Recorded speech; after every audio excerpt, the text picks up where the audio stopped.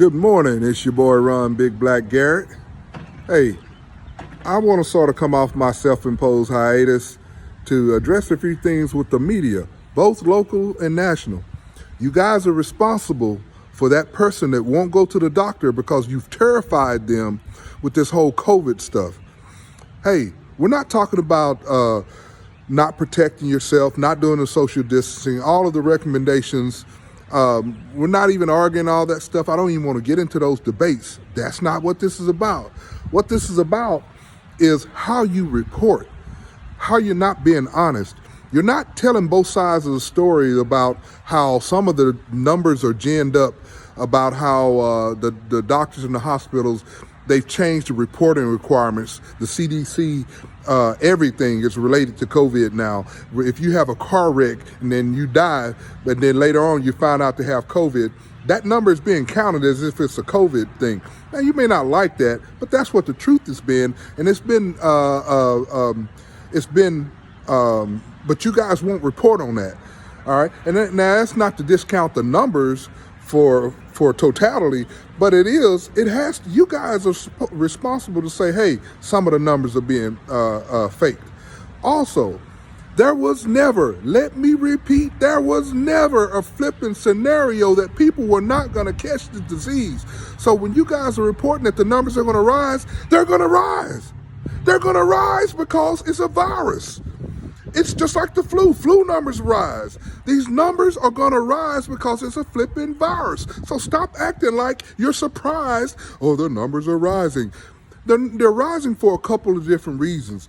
One of the reasons is because there are more testing kits available and more are becoming available every day. So of course the numbers are going to rise. The number of people that are being tested are going to be rising. You got people that are being able to walk off the street.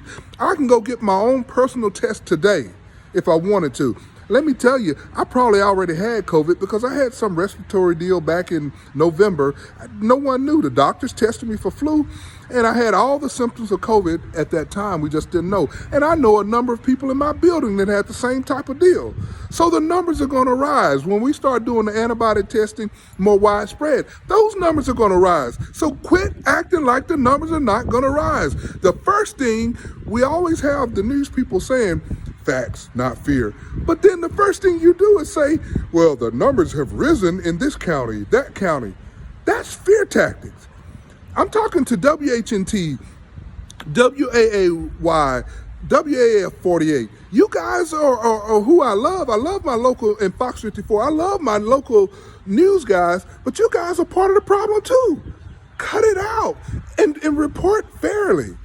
It doesn't matter whether you hate Trump, Obama, or whoever the president is at the time. Report the daggone news fairly, because I'm telling you, when that person does not go to the doctor for their heart issues or pregnancy or whatever the issue is, you're responsible for that death. You better understand that. You better be able to look in the mirror and know that you've caused a death. Some of your reporting is causing deaths. So stop the nonsense, guys. Report the facts honestly, and then do what you're supposed to do. Do your flipping job. Quit the politics. Quit buying into the politics. And this is for the national media also. You guys are so politically driven that you don't understand that you're costing lives. You're costing the life of the person who is worried about having their home, losing their home.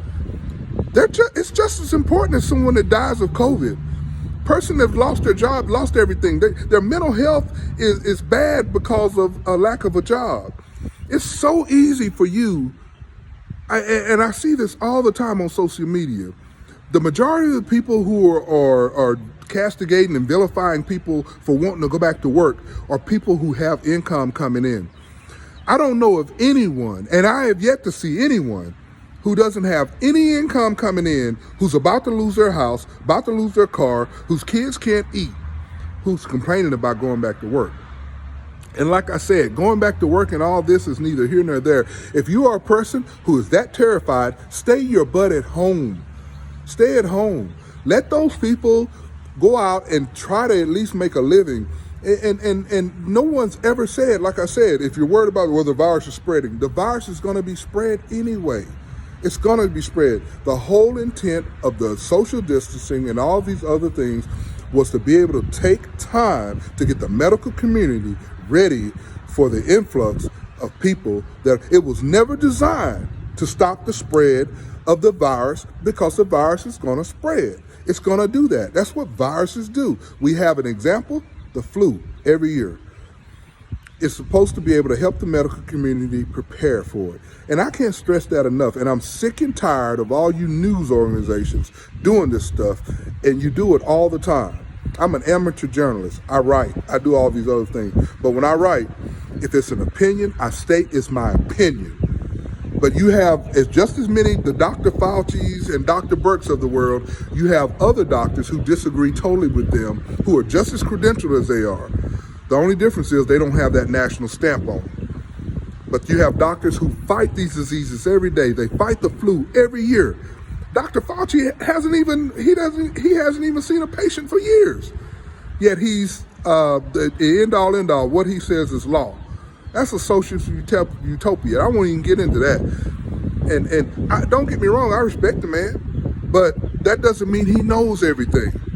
That doesn't mean he knows everything. And all these governors that are out here becoming tyrants and dictators, you know, telling a liquor store they can stay open, an abortion clinic they can stay open, but a person can't cut hair.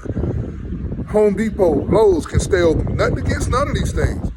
But then you're going to tell a barber they can't, when you got people in Home Depot and Lowe's, thousands and thousands of people that are in there touching products, doing this, doing that. You mean to tell me you think that can't be spread that way? But a person can't. And barbershops and salons are some of the most regulated industries ever. They have to be sanitary. And you're telling them they can't open? You're tyrants. That's what you are, because people are paying you tax money for liquor. Tax money for cigarettes. That's why.